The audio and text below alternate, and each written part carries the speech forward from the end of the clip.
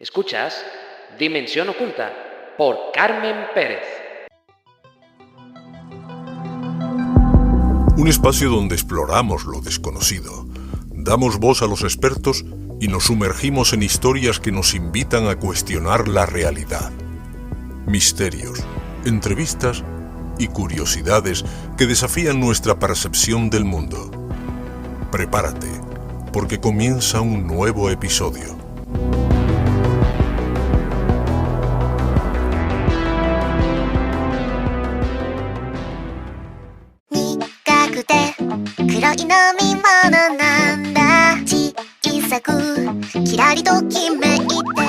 Una cinta de vídeo, una llamada de teléfono y una cuenta atrás de 7 días para descubrir lo imposible. La película La Señal, versión occidental de la cinta japonesa Ringu, nos dejó una advertencia. Hay cosas que por más que intentamos negar, siguen ahí, observando, esperando. Antes de morir, ves las señales. Ves las señales. Ves las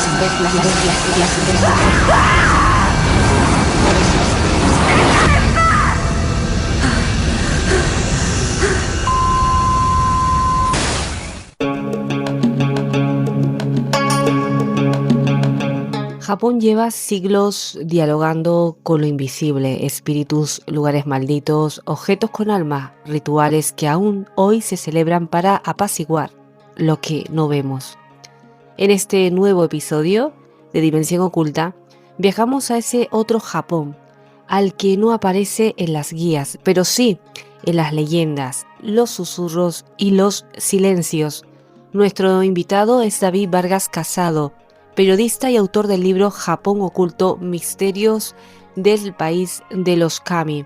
Con él nos adentramos en bosques inquietantes, aldeas detenidas en el tiempo y nos enfrentamos a preguntas que quizás nunca obtengan respuesta. Pero recuerda, asomarse al misterio no siempre es sinónimo de miedo. A veces es la oportunidad de comprender otras formas de ver el mundo, de respetar lo invisible y de descubrir también dentro de nosotros aquello que habíamos olvidado. Bienvenidos y bienvenidas a Dimensión Oculta.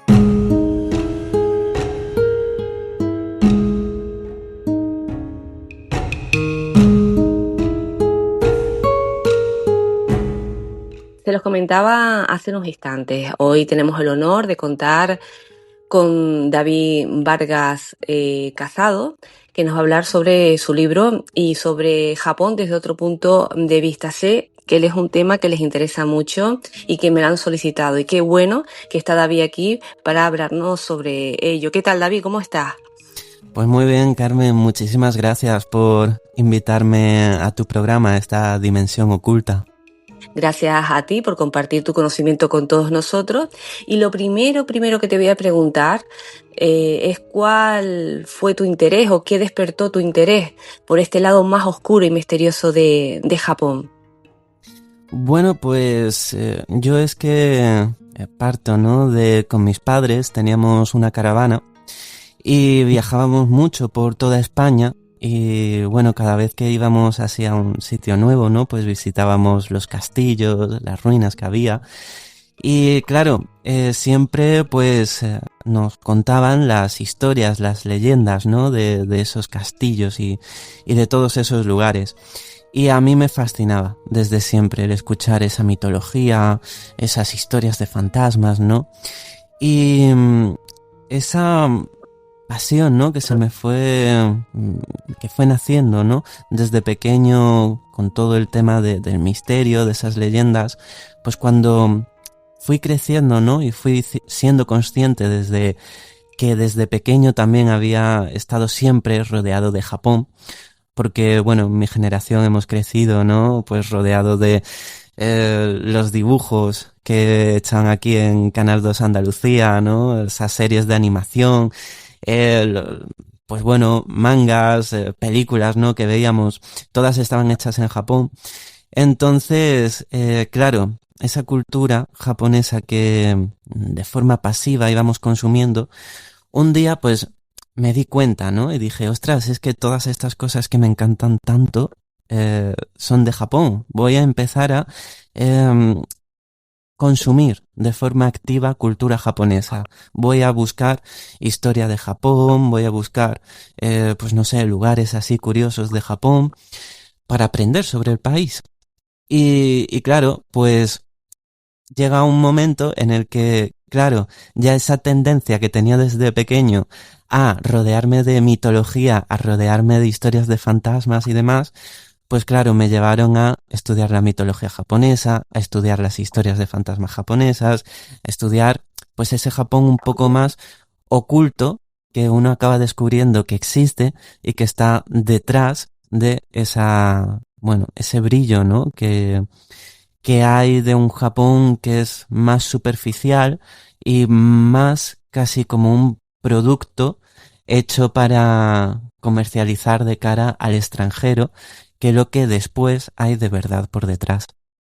Qué bueno, David, visitar distintos puntos de España con tus padres en caravana. No sé si has estado en Japón o te planteas acudir en algún momento para visitar lugares como los que nos demandan o tienen mucha curiosidad algunos oyentes. Se trata del Bosque de los Suicidios o la isla de Hashima. Tengo planeado el hacer un viaje por Japón para visitar todos estos lugares en persona y además subirlo, ¿no? Al canal de YouTube que tengo y hacer ahí vídeos para enseñar in situ todos estos lugares y a ver lo que se siente. Yo por lo que he investigado y por lo que me han contado es que en concreto el bosque de Aokigahara, ¿no? El mítico bosque de los suicidios. Es un ambiente opresivo en el que llama la atención que un bosque, que es un lugar que esté como tan lleno de vida, ¿no?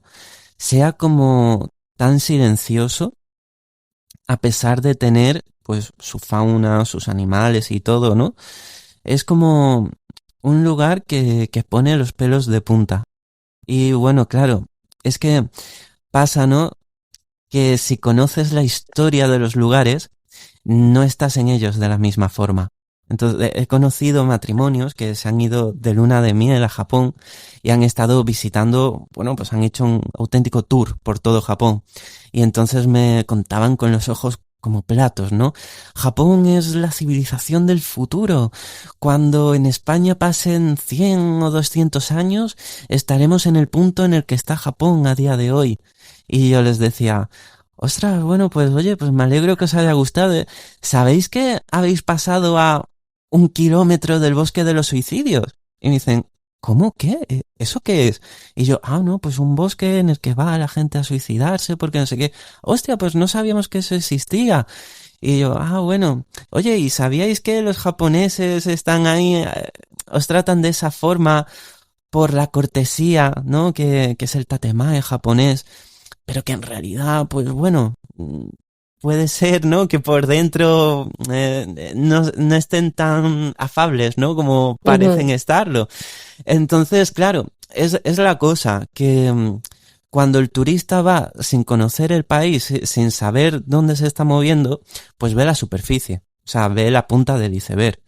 Pero claro, cuando vas habiendo hecho una investigación, pues vas sabiendo un background que es como puedes disfrutar, ¿no? Yo creo que de verdad la experiencia y el viaje.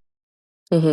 No, lo del Bosque de los Suicidios, han hecho películas, nosotros que aquí somos súper cinéfilos, Sí, sí nos ha llamado siempre la atención. Imagino lo que dices, ¿no? Esa atmósfera asfixiante, ¿no? Ese silencio. Eh, bueno, se habla de un montón de personas, ¿no? De que han fallecido en ese bosque. Y sí, a mí te digo, yo creo que es por eso, ¿no? Que llama la atención. Y muy real lo que cuentas, ¿no? Ese carácter afable, ¿no?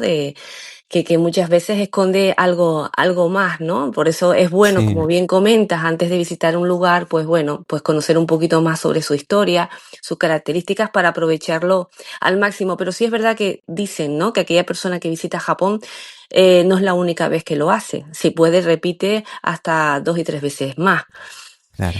Y seguimos con lugares con presencia. El tema de, tú corrígeme, David, las veces que quieras, porque Sí, claro, yo hay palabras que se me van.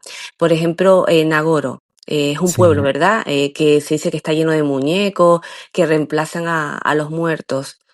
sí. ¿Qué puedes decirnos sobre ese lugar?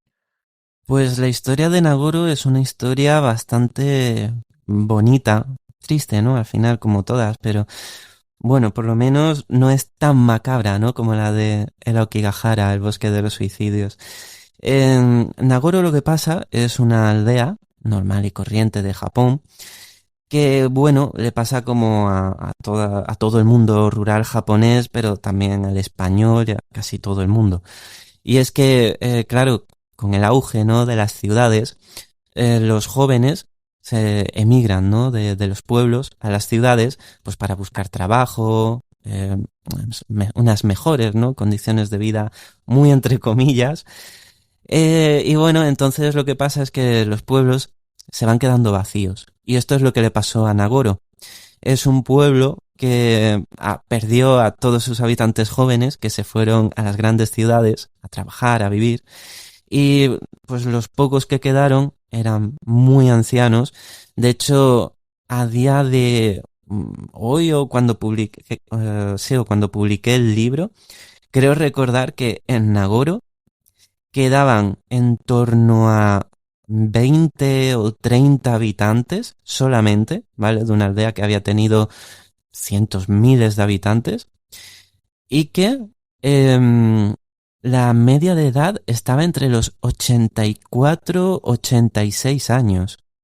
O sea, claro, una población muy envejecida, eh, claro, evidentemente que va decreciendo mm, todos los años, ¿vale? Ujú.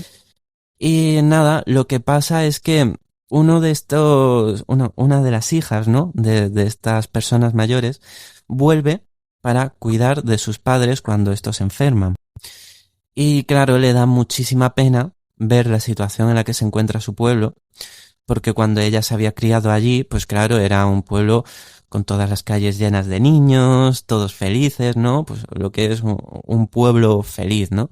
Y ahora era un pueblo silencioso, con todas las casas vacías, cerradas, abandonadas.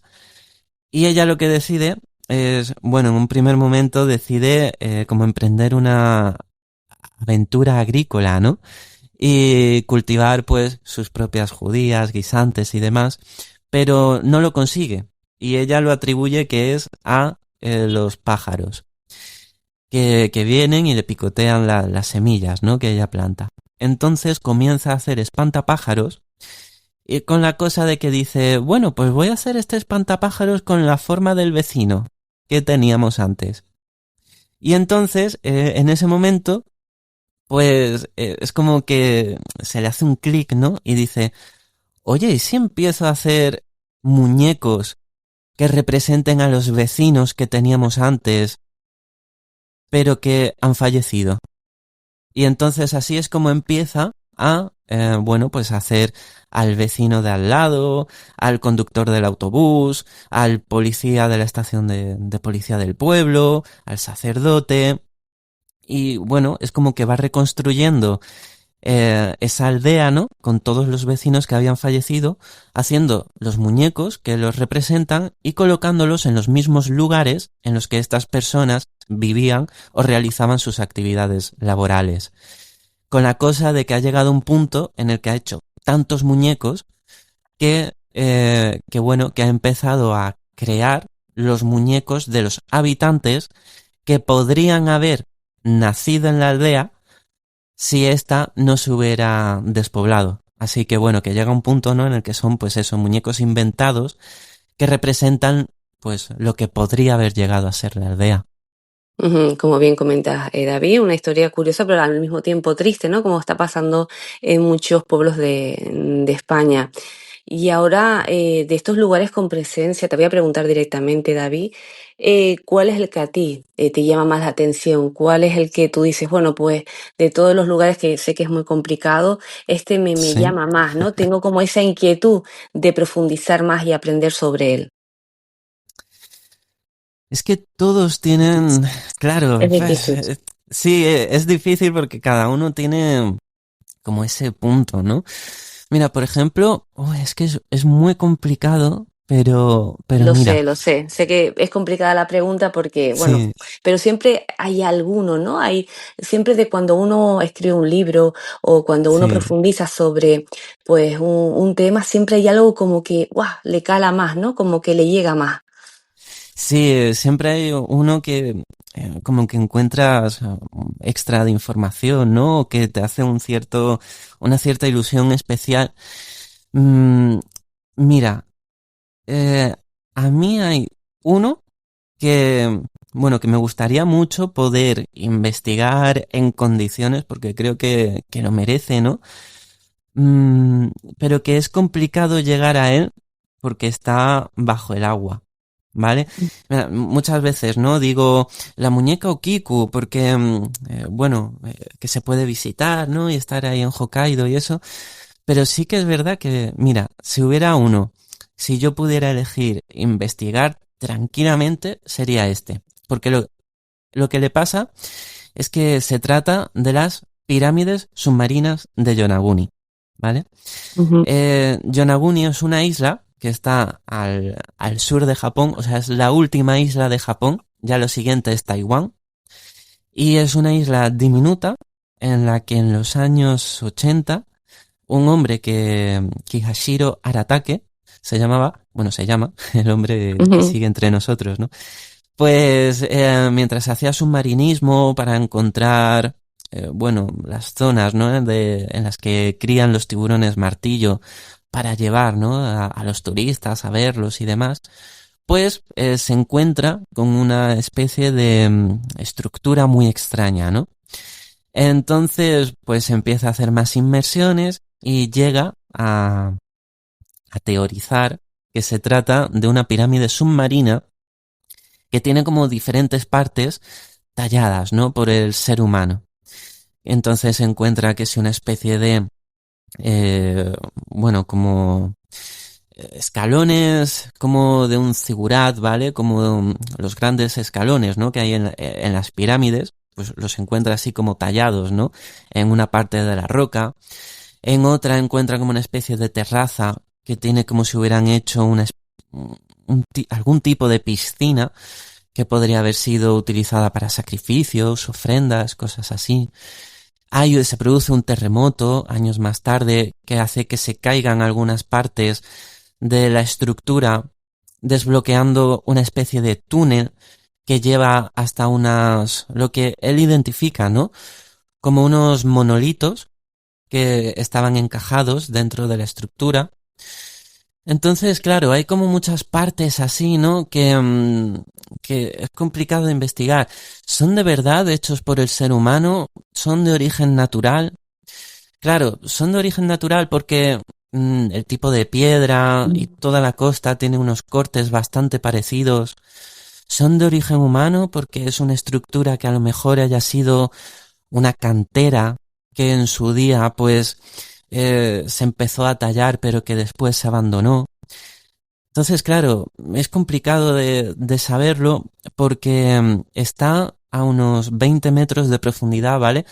La parte más alta de la estructura está a solo 7 metros, ¿vale? De lo que es la superficie. Ujú. Pero claro, luego eso baja hasta los 25 metros, una cosa así. Y la zona de Yonaguni es una zona de corrientes marítimas súper fuertes, ¿vale? Lo que hace que el lecho marino sea completamente liso, no haya ni una piedra, ¿vale?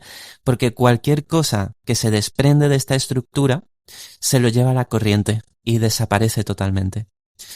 Entonces, claro, llama la atención pues eso, ¿no? Que es un lecho marino completamente llano en la que de pronto te encuentras esta estructura y claro, hubiera habido algún grabado, alguna escultura, pues claro, si la erosión del agua ha hecho que se caiga, pues las corrientes marítimas se lo han llevado. Luego todas las capas de algas, de líquenes, ¿no? Que hay pegados en la roca, pues no sé, a lo mejor debajo hay algo. Mm, es complicado saber. Entonces, claro, lo curioso es que hace unos 10.000 años esta zona no estaba debajo del agua, sino que era previo a la última gran glaciación, y entonces toda esta zona estaba fuera del agua. Y Ujú. eso posibilita, ¿no?, el que se hubiera podido utilizar como cantera, como un lugar de que bueno, que hubiera sido incluso un santuario, ¿no?, que no llegaron a terminar, pero es que no se sabe, porque no se ha llegado a encontrar nunca tampoco ni inscripciones, ni una presencia definitiva, ¿no?, humana. Entonces, claro, este es un lugar muy interesante, difícil de investigar, y que yo creo que tiene ese aura, ¿no?, de que, bueno, me quedo con él porque me gustaría poder hacer así, ¿no?, y como agitar una varita mágica Ujú. y hacer como Moisés, ¿no?, retirar el agua y Sí. poder enviar a un equipo de investigación ahí por lo menos un tiempo, ¿no?, para poder verlo bien. No, no, sí, la verdad que da pena, ¿no? No poder profundizar más sobre este tipo de misterios que hay tantas dudas sobre ellas, ¿no? Aparte, el Sí, tema, ya sabemos, el tema de la erosión del mar, ¿no? Que quizás todo aquello que se podía haber conseguido, pues se ha ido perdiendo por la actuación de esas corrientes, ¿no? Marinas y demás. Pero sí. bueno, ojalá en algún momento tengamos los medios suficientes o ese interés, ¿no? Por investigar más sobre esta zona, ¿no? Por Yanaguni. Ahora sí creo Sí, que sí, sí, porque Yonaguni. puede ser eso, como bien dices, o ruinas artificiales sumergidas, ¿no? O un fenómeno geológico exagerado, pero bueno, Sí. por el misterio, pero es curioso, ¿no? Porque no sé, ¿sabes? Como genera esa duda. Sí, y es que yo creo que merece la pena, solamente por la duda, el que ser investigado y no descartarlo ni mucho menos. Desde el gobierno de Yonaguni y del archipiélago en el que está, ¿no?, que son las islas Ryukyu, pues han hecho, ¿no?, algunos intentos de declarar el lugar como zona de interés natural, ya, porque no hay pruebas, ¿no?, para decir que es un sitio arqueológico, entonces dicen, bueno, pues por lo menos natural, y Ujú. así lo intentan proteger, ¿no? Y bueno, se han llevado desde el ayuntamiento a cabo, ¿no?, algunos intentos de eso, de proteger el lugar, de investigarlo.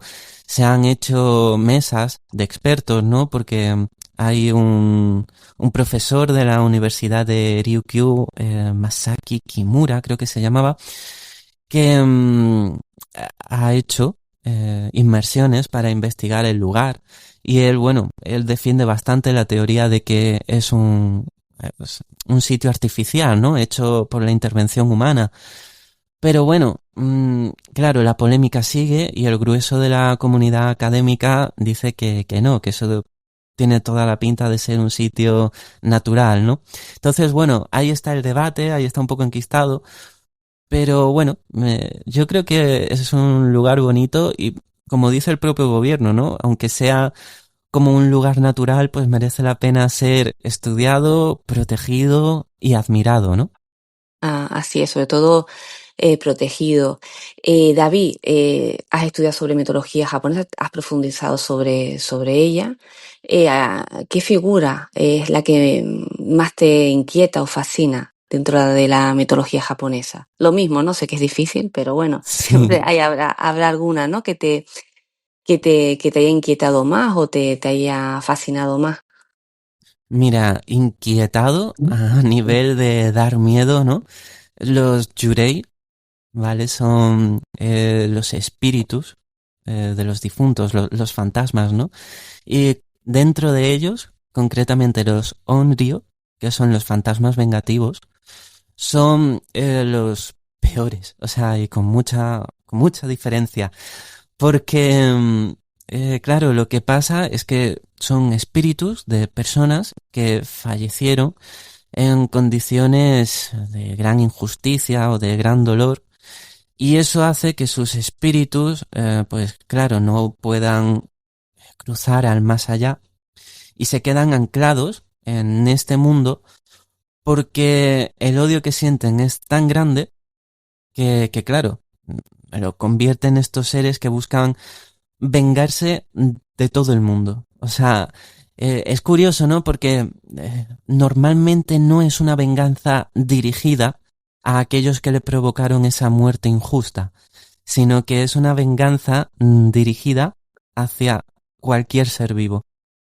Ujú, Entonces, es muy curioso y muy terrible porque mm, muchas veces, y en muchos misterios o leyendas lo vemos, o incluso en películas, ¿no?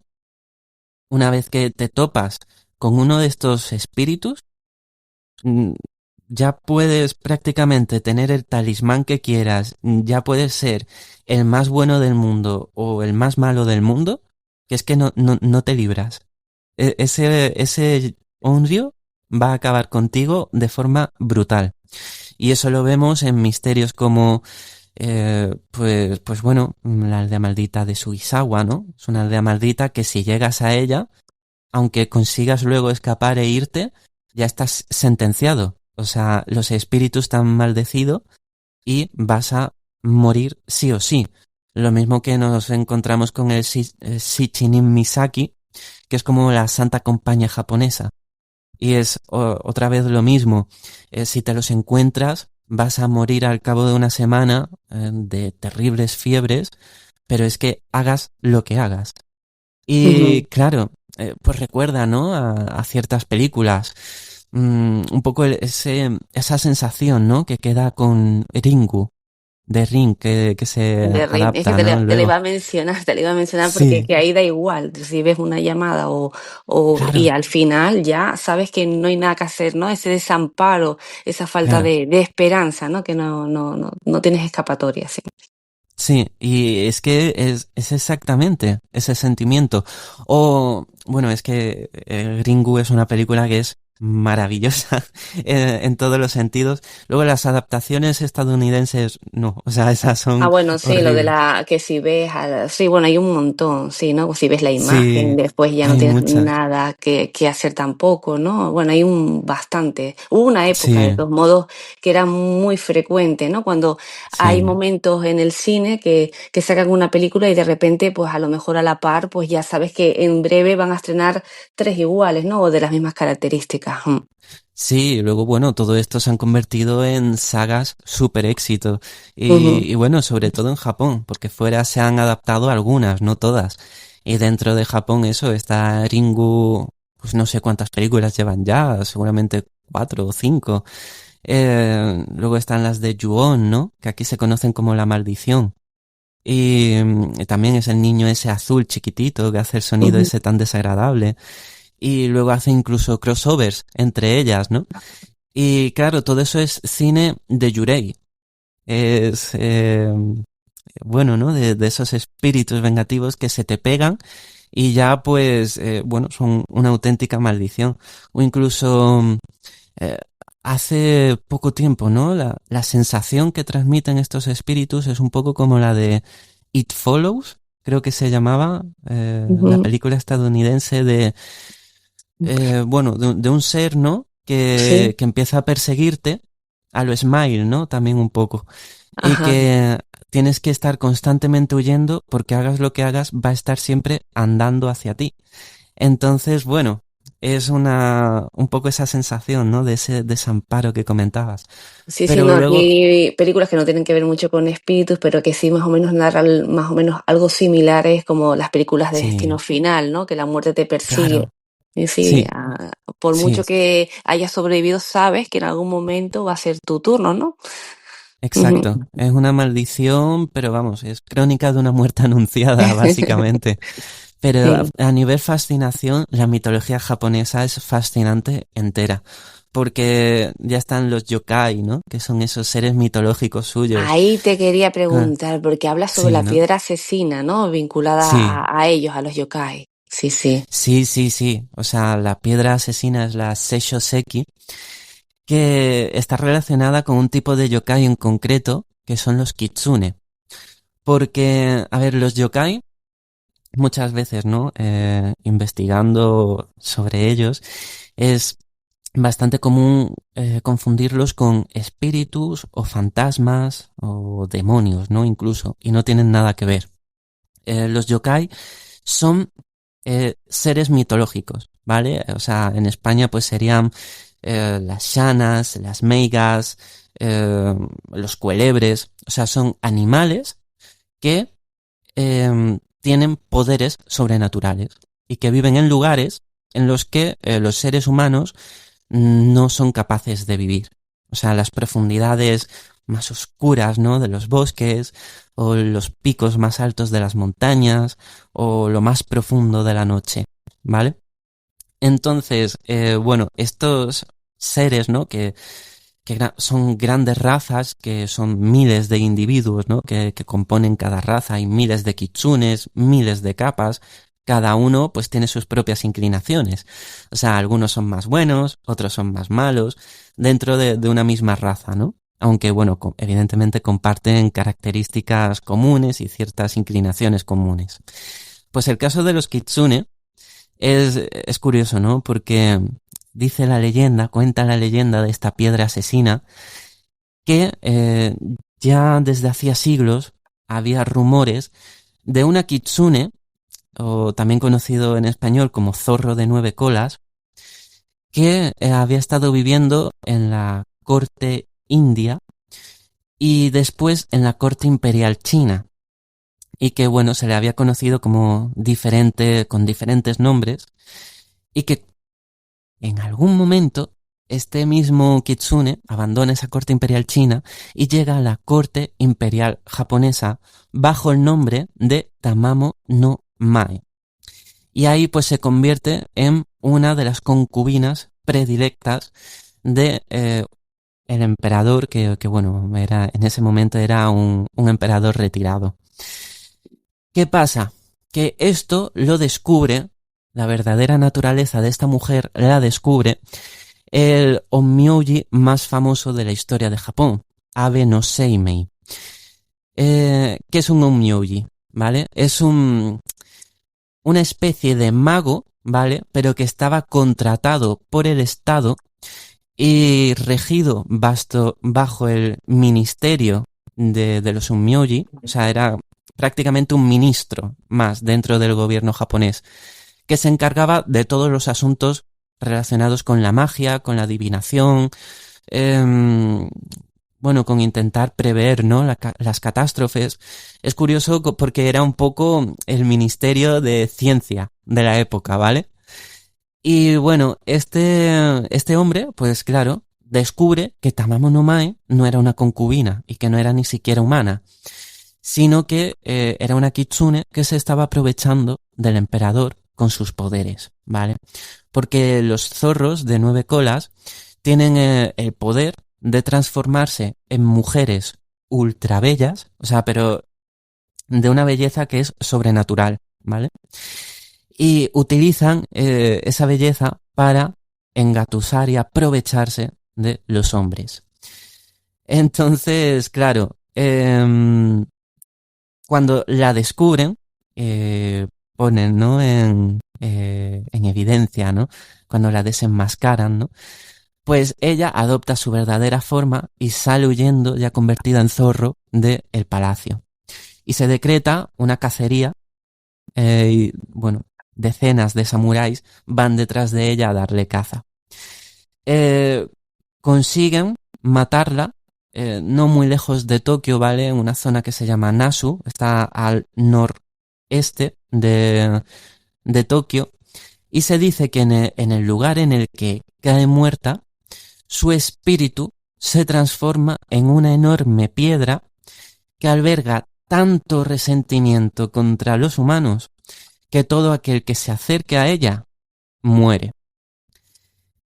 Y es que lo curioso, y pasa con muchos misterios de Japón, y es que este lugar existe de verdad. Hay un santuario sintoísta alrededor de la piedra, ¿no? Que la tiene como uno de sus elementos más importantes.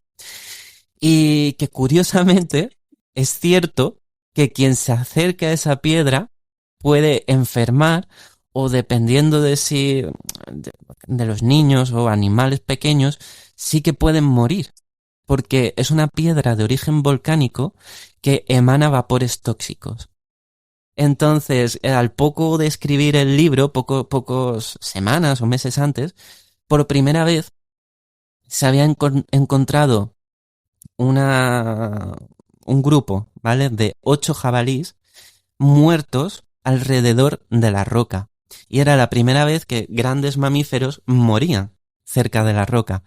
Y entonces, claro, se decretó todo un perímetro, una cuarentena, porque decían, es que aquí vienen familias con niños. Y es que hay niños que son más pequeños que un jabalí. Como se acerquen a la roca, pues imagínate la desgracia que puede ocurrir. Y bueno, pues claro, tiene ahora también toda la historia, ¿no? Que la piedra se había estado agrietando poco a poco con las inclemencias del tiempo, se supone, ¿vale? Porque puede ser, ¿no?, el propio espíritu de Tamamo no Mae, que se dice que si la piedra se parte, su espíritu, que alberga eso, una ira incontrolable hacia todos los humanos, pues no pararía de provocar desgracias en todo Japón o incluso en todo el mundo.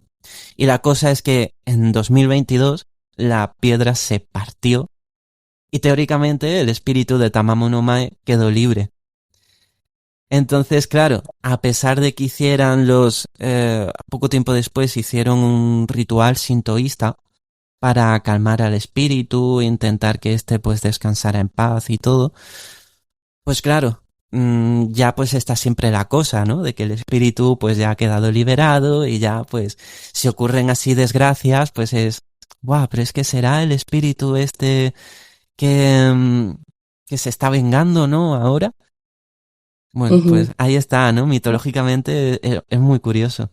Sí, no, y tanto que sí, David, ¿no? Siempre se quedará esa duda, ¿no? De esta historia inquietante, ¿no? Porque como bien dice, Sí, ¿no? Si ocurre alguna desgracia, pues cerca, ¿no? Pues se puede atribuir, ¿no? A esta piedra asesina. sí, Hay un montón de rituales. A nosotros aquí en Dimensión Oculta solemos hablar mucho sobre la vida después de la vida, ¿no? Si hay algo más después sí, ¿no? de fallecer. sí. Entonces, a mí me gustaría preguntarte sobre esto, ¿no? Sobre cómo trata Japón a sus muertos y al más allá.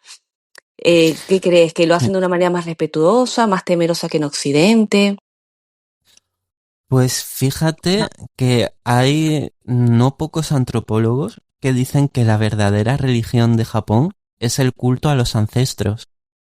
Ni el budismo, ni el sintoísmo, ni nada de eso, que eso es la forma a través de la cual Japón ha canalizado el culto a sus antepasados.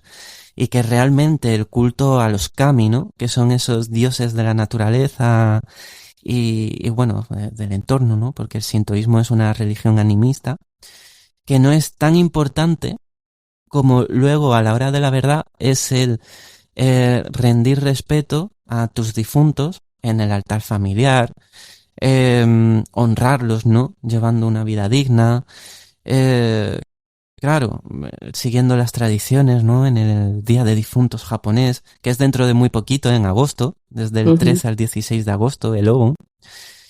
Entonces, claro, es curioso porque tiene una importancia brutal en la cultura japonesa, ese culto a los antepasados, pero luego, si nos vamos solamente a lo que dice el sintoísmo, da pocas respuestas de lo que es la vida después de la muerte. Da algunas, pero son como muy generales, ¿vale? Porque el sintoísmo, que es la religión autóctona de Japón y que no existe en ningún otro lugar del mundo, dice que de primeras no podemos saber lo que ocurre después de morir. Así que es un asunto secundario. Eso es lo que dice la religión. Dice que lo importante es hacer de este mundo un lugar mejor para honrar a los kami que viven en él. O sea, esos espíritus, ¿no?, que son como deidades en el panteón japonés. Porque eso, para el sintoísmo, lo más importante son los kami y su veneración y vivir en armonía con el mundo. en lo que es vida, ¿no? Después de la vida, ¿no?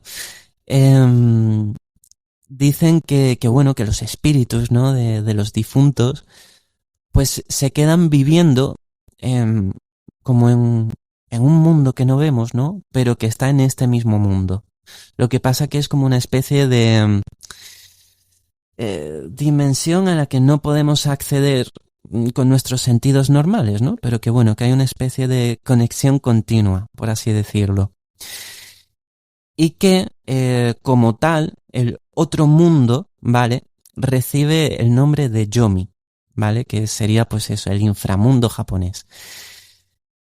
Un inframundo que no es un infierno, sino que es un reino de sombras y tiniebla en el que no existe la luz y en el que los muertos llevan a cabo una vida normal y corriente, pero, claro, rodeados de muerte, de oscuridad, incluso, bueno, de cosas más desagradables, ¿no? Relacionadas siempre con la muerte, pero que no es un lugar de castigo, ¿vale? Como entenderíamos aquí el infierno. Tampoco es un lugar de recompensa, como el cielo. Es simplemente un mundo de muerte en el que los muertos viven, pero viven muertos, ¿vale? Y es claro, es algo tan general y tan etéreo y poco detallado que Sí. claro, cuando a estos japoneses les llega el budismo, pues flipan. Porque el Mm. budismo ya te mete el Jigoku, que es el infierno budista en Japón, que, claro, a todos los que han sido malos los castigan, ¿no? Los Oni, son estos famosos ogros, ¿no? De la mitología japonesa, viven en el Jigoku y se pasan el día, pues, disfrutando lo más grande, torturando a las almas corruptas. Entonces, claro, cuando meten también el nirvana, esa iluminación, ese paraíso, ¿no? De unirte con el universo, el ciclo de reencarnaciones, pues claro, eso a los japoneses, claro, les resuelve todas las dudas de la vida después de la muerte. Y llega un punto en el que el budismo y el sintoísmo se mezclan y prácticamente se convierten en una sola religión que, claro, por esta simbiosis con el sintoísmo, pues se vuelve única de Japón, ¿no? Entonces, claro, lo que le pasaba al sintoísmo también es que no es un culto centrado ni con unas doctrinas centradas, unificadas, ¿no? Como le pasa, bueno, al budismo, a todas las grandes religiones, sino que son pequeñas tradiciones que cada aldea tiene para venerar a su propio kami. Entonces, claro, es una religión que también permitía que muy fácilmente se pudiera mezclar con cualquier otra religión. Hasta tal punto que claro, que uno se pregunta, ¿no? ¿Qué hubiera pasado si en vez del budismo, en torno al siglo IV, creo que llegó después de Cristo a Japón, qué hubiera pasado si hubiera llegado el cristianismo? Hubiera Ujú. sido, bueno, un Japón totalmente diferente, ¿no? Al que conocemos hoy en día. Porque se hubiera mezclado, sin ninguna duda, el cristianismo con el sintoísmo. Entonces, Ujú. claro, hubiera sido muy, muy curioso. Pero bueno, ¿qué pasa, no? Con la vida después de la muerte en Japón. Pues eso, es una mezcla curiosa entre el ciclo de reencarnaciones, entre el Shikoku, ¿no? El infierno budista y ese querer alcanzar el nirvana, pero mezclado también con todo ese bagaje cultural de que los espíritus nunca llegan a irse, ¿vale? Porque se quedan viviendo en ese yomi, ¿no? En ese mundo eh, bueno, en ese reino, ¿no? De la muerte, que no es ni malo ni bueno y que de alguna forma está siempre como superpuesto, o más bien infrapuesto, ¿no? Ujú. No, no, Al no. nuestro. Es curioso porque hay muchas teorías, ¿no? Y entre ellas se ha hablado mucho también, ¿no? De ese lugar, ¿no? De esa dimensión donde pueden estar esos espíritus, ¿no? Vagando. Lo que es verdad Sí, que no es nada atractivo, ¿no? Los yomi, porque un lugar donde vives con la muerte, un lugar gris, ¿no? Donde sí, no hay luz, pues es verdad que yo entiendo de que hayan cogido el budismo, ¿no? Porque está más estructurado y hay ese sí, castigo, ¿no? Para las personas que sí, pues tienen una vida, bueno, pues sí, mala, es decir, que se portan mal y después si eres bueno, pues por lo menos esa recompensa, ¿no? Decir, oye, pues haga lo que haga, pues me sí. voy a ir al Yomi, que es un lugar gris, pues bueno, pues no llama tanto, ¿no? La atención, Claro, ¿no? Pero socialmente es también, ¿no?, más factible, ¿no?, para jerarquizar y estructurar la sociedad, ¿no? ujú, Educacionalmente también, ¿no? claro. El budismo. Pero es muy curioso, Carmen, porque en el sintoísmo se cuenta la historia, ¿no?, de esta pareja fundadora de todo el mundo. O sea, desde el cielo, ¿vale?, en el que viven los dioses sintoístas, baja una pareja, ¿vale?, que es la que da forma al mundo y es la que crea las islas de Japón, crea los mares, el cielo, la tierra, los ríos, las montañas, ¿vale? Y todos los kami originalmente descienden, o sea, todos los kamis terrestres que viven en el mundo descienden de ellos dos. Entonces, ellos son Izanami e Izanagi. Pues la cosa es que durante el parto del kami del fuego, Izanami muere y baja al Yomi. Es la primera kami que muere en toda la historia. ¿Y qué pasa? Que cuando muere, está muy triste porque dice que quiere volver a la vida, que es un lugar ese horrible, ¿no? El Yomi, todo lleno de muerte, de oscuridad, que no ve nada, hasta que prueba de los frutos de un árbol del Yomi. Y en ese momento se le borra toda, toda la nostalgia que tiene por su vida, ¿no?, de antes, y de pronto empieza a sentirse cómoda en el Yomi. Y empieza, es muy bonito porque dice, y de pronto me di cuenta que la oscuridad tiene diferentes niveles. Y comencé a ser capaz de discernir entre la umbra, la penumbra, la sombra, la tiniebla. Y entonces es como que dentro de esa oscuridad, ¿no?, y de ese mundo decadente, al vivir allí, pues claro, no te hace falta luz porque te vuelves capaz de ver en la negrura, ¿sabes? Y es como que te Ujú, fundes con el lugar, igual que nosotros estamos aquí fundidos con la luz, ¿sabes? Entonces, claro, es súper curioso y además eso, que tiene muchas similitudes incluso con mitos griegos, ¿no? Como era el rapto de Perséfone, ¿no? Si mal no ujú. recuerdo. Que claro, que cuando prueba los frutos del Hades, ya está condenada a vivir en el Hades, pues porque llegan a un acuerdo, ¿no? Pues 6 meses al año. Entonces, no sé, es curiosísimo.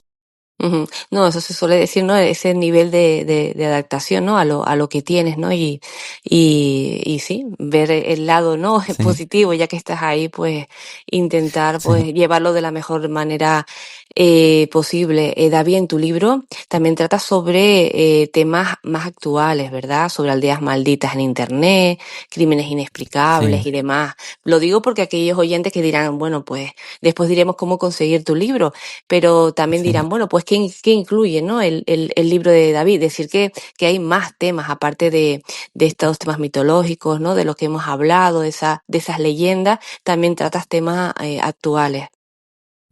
Sí, porque incluso estos temas mitológicos intento siempre enlazarlos con problemas sociales actuales de Japón y de cómo estos misterios se relacionan con la sociedad japonesa actual.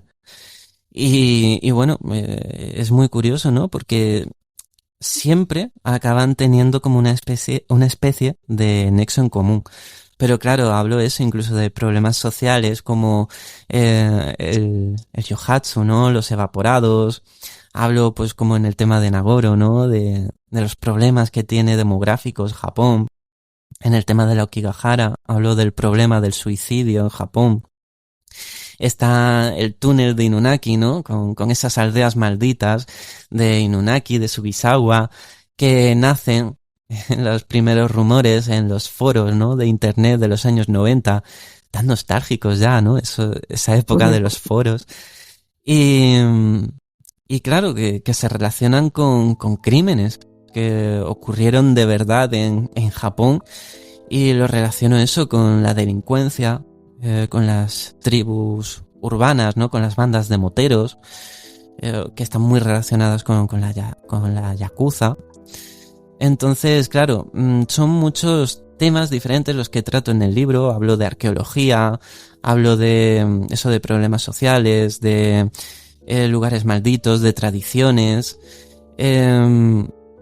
Y bueno, pues eso, siempre intento hacer una reflexión al final de cada tema.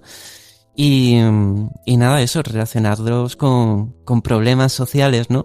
Que eso es lo curioso, porque eso es también ese Japón oculto, ¿no? Porque, en cierta forma, es relativamente fácil hacerse con un libro de mitología japonesa, porque hay un montón, o sea, yo tengo aquí muchos, ¿no? De los que me he basado para hacer el libro. Pero, claro, luego relacionarlo con esa faceta actual de un Japón que tiene, bueno, pues problemas de, cobradores de deudas, de malos tratos, de asesinatos terribles, de negligencias policiales. Claro, hilarlo todo eso es muy curioso y te da también una radiografía de un Japón muy diferente. Sí, lo que comentabas al principio, ¿no? De cuando este matrimonio, ¿no? Visitó Japón y dice, ay, qué bien, ¿no? El trato, ¿no? Que hemos recibido, pero que siempre hay más allá. Y hablando Claro. de los temas que has incluido, David, ¿hay alguno que dejaste de incluir en el libro por miedo a represalia o porque no te vistes capaz, ¿no? De profundizar más en ese misterio o en ese tema? Pues por miedo a represalias no, en ese más de una vez me he planteado a escribir un pequeño libro sobre la yakuza y demás, ¿no? Contando la historia de la organización y todo. La yakuza es la mafia japonesa. Y bueno, ahí sí que he podido pensar un poco de, hostia, pues ¿hasta qué punto, no? Es seguro hablar de estos temas. Sí. Pero no, por lo demás, no. O sea, por ejemplo, en el libro hablo de la unidad 731, que es una unidad del ejército imperial japonés que durante la Segunda Guerra Mundial, pero ya desde mucho antes, o sea, desde 1931, se hizo una base de experimentación en China, cerca de Harbin, de la ciudad de Harbin.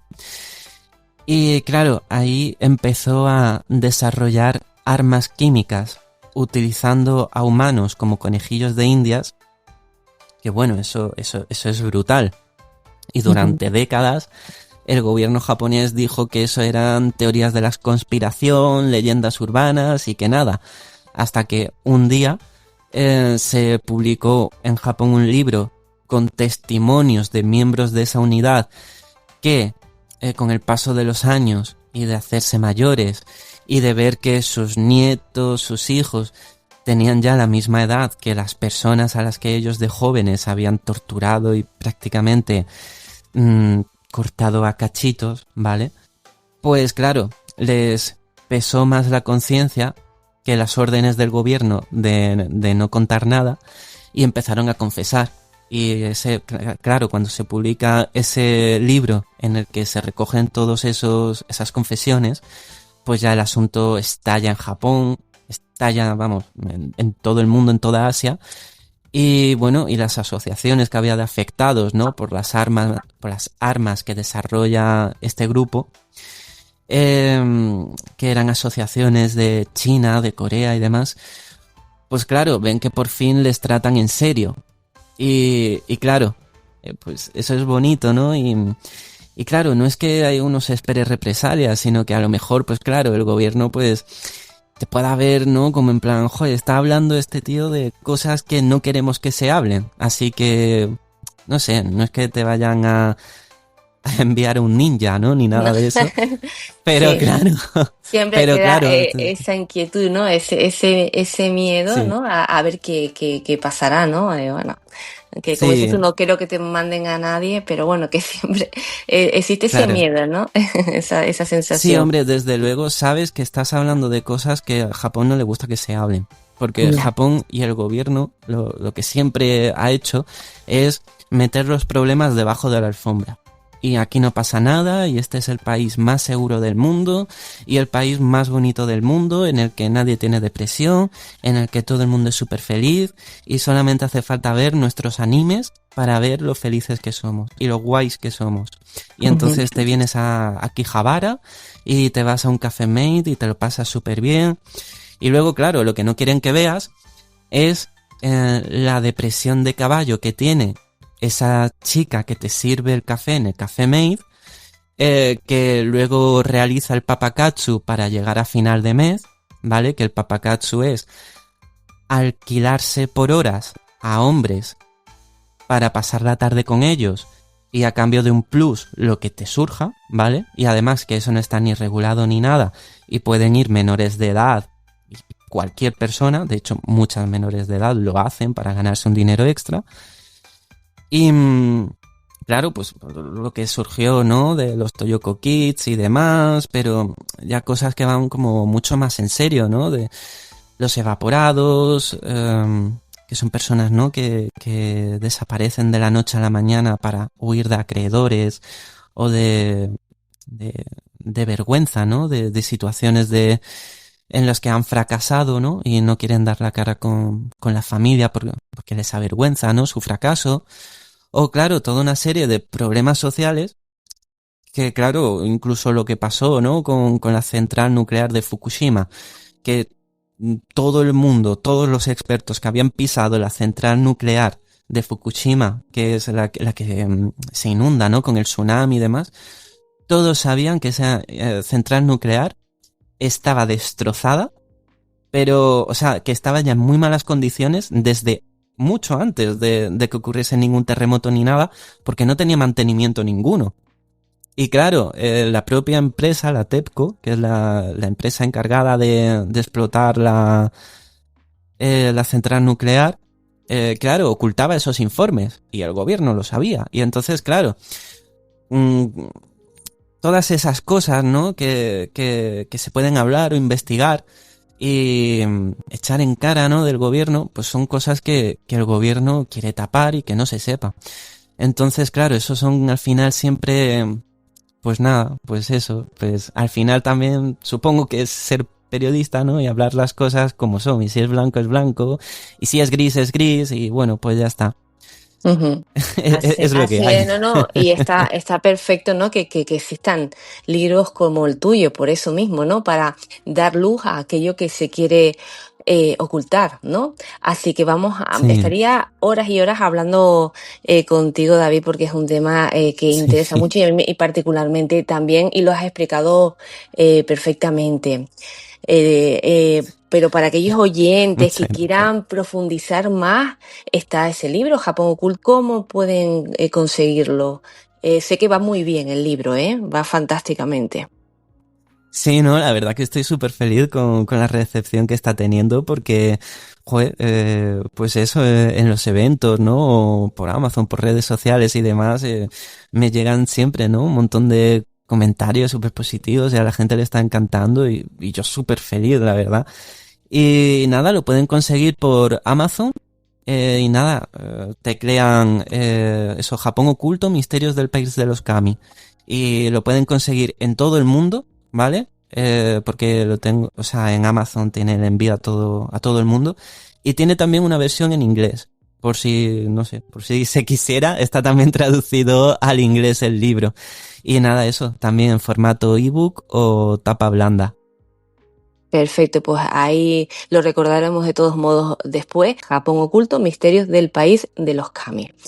David, muchas gracias por acompañarnos y espero escucharte pronto y estaremos muy pendientes porque estoy segura que esto no va a quedar ahí, ¿no? Que seguirás y tendrás seguros nuevos proyectos en mente o trabajando ya en ellos.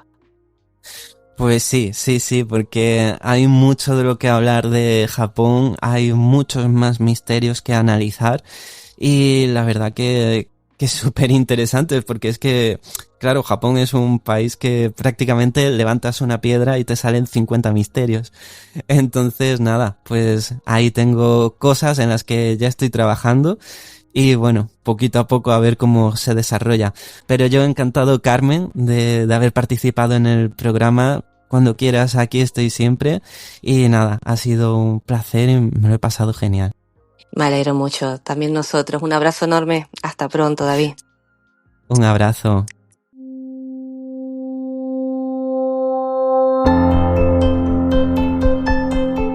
El misterio no siempre se grita, a veces simplemente susurra.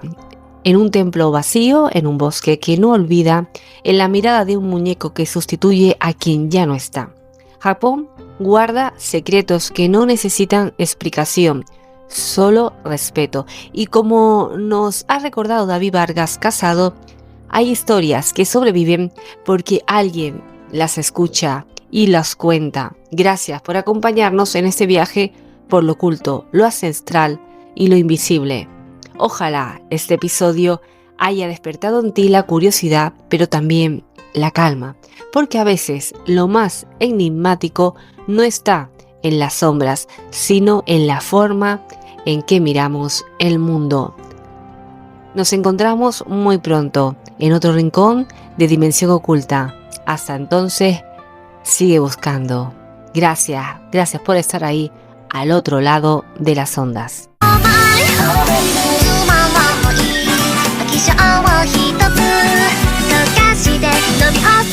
それだ